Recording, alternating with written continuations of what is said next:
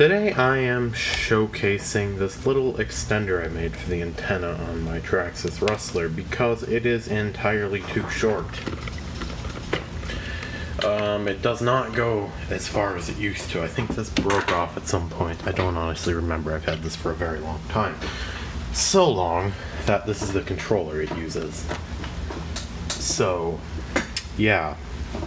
Now this is the second version. The first version was way too tight on the top and the bottom was still way too tight. It was still too tight on this, but I haven't actually tested it, but I just drilled it out with the 1/8 inch drill bit, which is what I did yesterday to get it to fit, and it fit perfectly. So yeah, it took me a whole day to get around to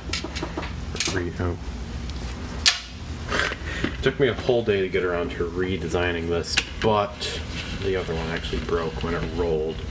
It's actually on yesterday's video. You can see it in some of the scenes, but of course it broke off. You'll see that there's these like marks here.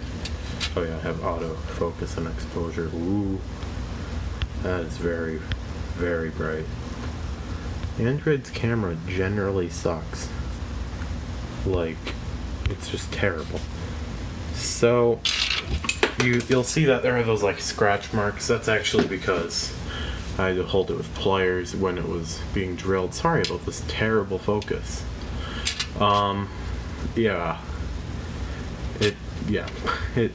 should fit now. I haven't tested it, but yesterday's design, well, you didn't actually see it and I didn't post any pictures, but it had 3 humps. One where it added support here, but I actually decided to integrate that into this today, so it uses a bit more plastic everywhere.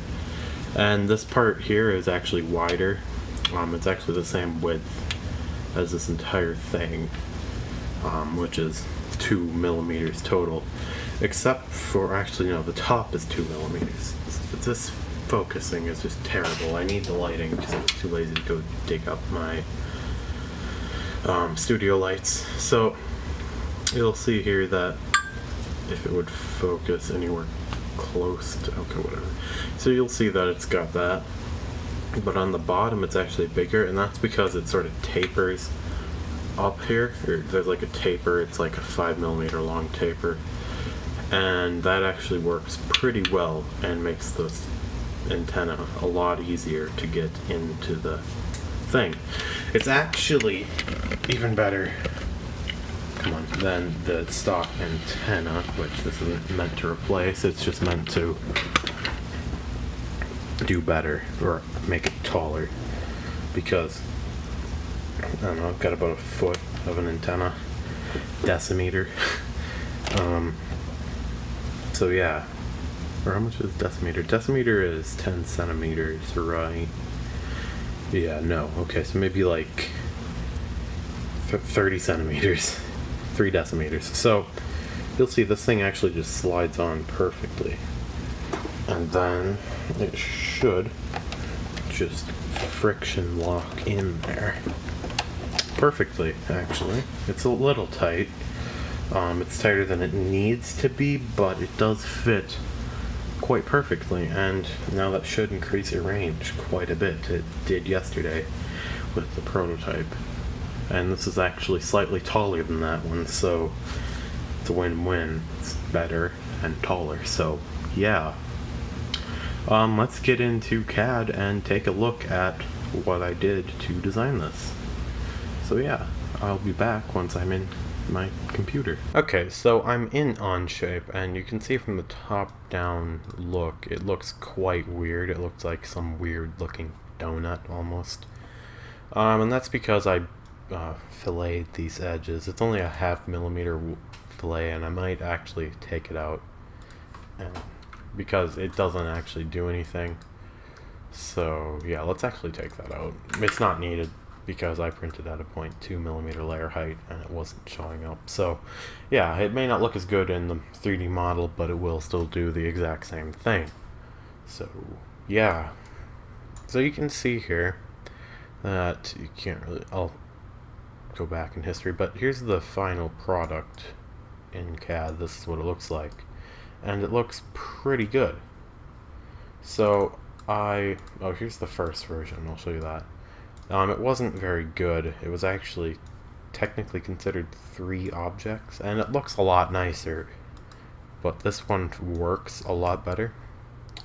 So yeah, so I actually started out with you can kind of see the fillet in there, or it's a chamfer. What did I say before? So I started out with a circle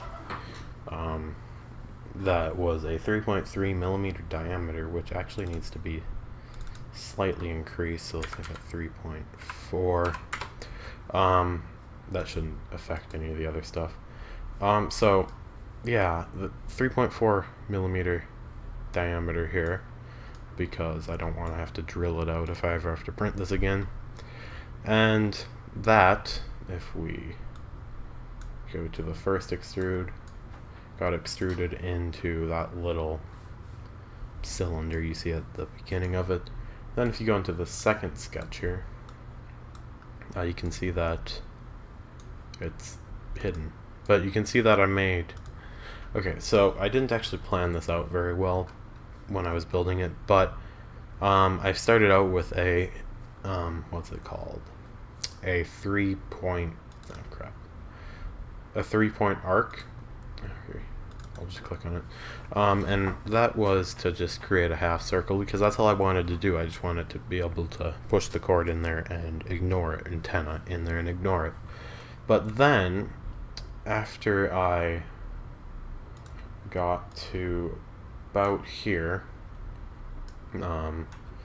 which is what it was going to be, I realized, how am I going to do this without having to print the support material? So what I did is I made a sketch. Disable this one. And you can see that I made a little ridge here. Is that the right word? I think it's the right word. And what that'll do is that'll come up here, and in total this diameter will then change to 2 millimeters rather than, I don't know how big it is normally. We'll check. 3.4. Okay, I did know, but I didn't think about it. So it goes from 3.4 millimeters to 2 millimeters just to keep the antenna from coming loose in any way. So yeah, it looks fine in my mind. But then again, I did design it, and this is not defined at all, but it doesn't need to be. I mean, you could make it a 4 millimeter one, we'll define it, I guess. And then I did a revolve, which you can see made it go like that, and it looks weird here, but you also have to keep in mind that this is basically flush with this here. It is flush with this part here, and then it goes up into there and turns it into 2 millimeter opening. And then I made that other circle that was on that sketch 2 down there, and boom, it turned into the final product. It didn't take much time to design, maybe 30 minutes tops. The first one I actually had my brother do, because I wanted to teach him CAD, because it's very fun. I really highly recommend doing it. He did pretty good actually, so yeah. Here's this. I will have a post on Thingiverse with this on it by the time this video is done, and I do quite like this thing. It works pretty well.